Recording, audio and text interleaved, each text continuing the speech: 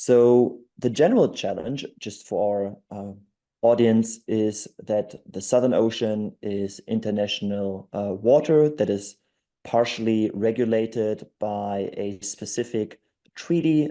So you may need to obtain certain permits for the Southern Ocean, or you may not. So OIF might have a better path towards getting more adoption in science if there are those what you call like EEZ zones, so exclusive economic zones around, I believe, 200 miles within a country's within the country's ocean borders.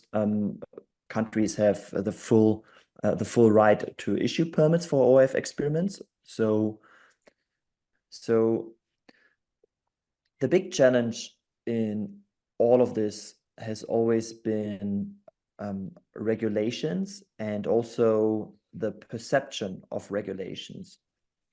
So I believe after the Russ George experiment, London Protocol, London Convention created a memorandum that tries to regulate commercial and also academic iron dumping activities. And I'm not an expert in law, I'm not a lawyer, but I spoke to some experts that looked into and studied the subject. And from what I understand, it is trying to regulate and trying to basically create a commission that is forbidding ocean iron fertilization. But it seems also that this trial hasn't been ratified by enough countries to actually make it international law. And in our research, we couldn't find any case law that was ever brought up in court that actually says OIF for scientific reasons or also commercial reasons is illegal, and no one ever has been pursued for that legally, though London Convention and London Protocol seems to have a very good scare effect on scientists and on scientific institutions and on people who have the money, who can give you the scientific boat. So maybe you could dive into that experience also with your institute, with the Alfred Wegener Institute, and maybe other institutes you know about. No, well, we were the last bona fide institution, scientific institute that carried out an iron fertilization experiment, and that was used then by a couple of NGOs to attack iron fertilization in general, because iron fertilization is a soft target. You see, you cannot get money out of it soon and make anything, and you can't even prove anything yet. And so it was a soft target, and it was shut down. And as a result of that low effects experience, before that, there was no problem. We carried out IFEX, didn't have to, there was nothing in place, right? And then there was some, there was this what's it called? This CBD by not the convention of biodiversity.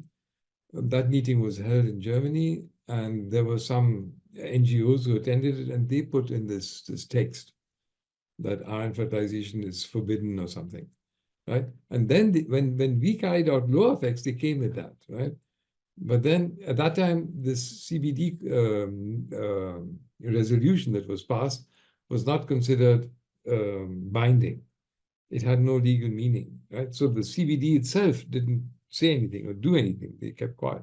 So we were allowed to carry out the experiment, low effects, where we showed that in that area it doesn't work.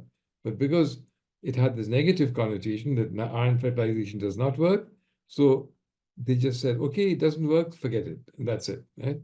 And there have been papers after that saying that we should stop even thinking about iron fertilization. I mean, ridiculous stuff.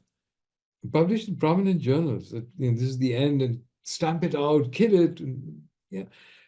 If you think of the amount of emotion and aggression that has been directed at iron fertilization experiments, and then you think about what it actually does, I mean, history will look back and say that what kind of people were involved in all this, right?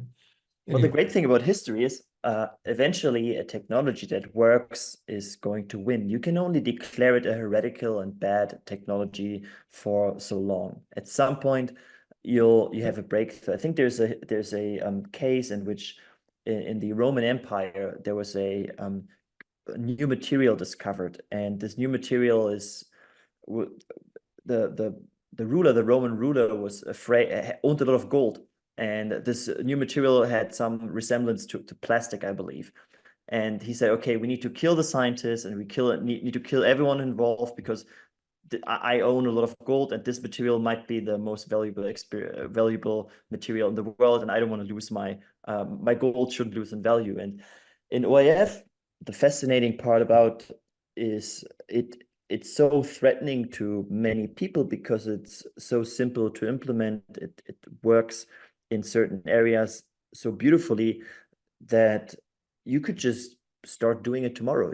Could just, as John Martin said, a tanker full of iron, and you could start, and you could remove possibly millions of tons of carbon in certain areas. You could feed whales, you could feed seals, you could feed whoever or whatever is feeding on krill, and it could be implemented within months.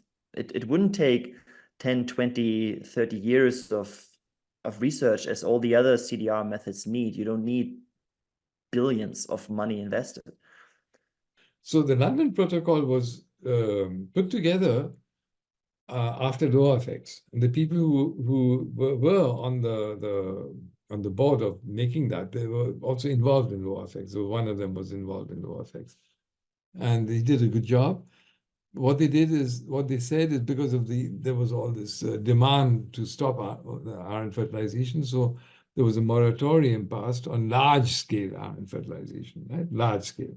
But small-scale experiments are explicitly allowed.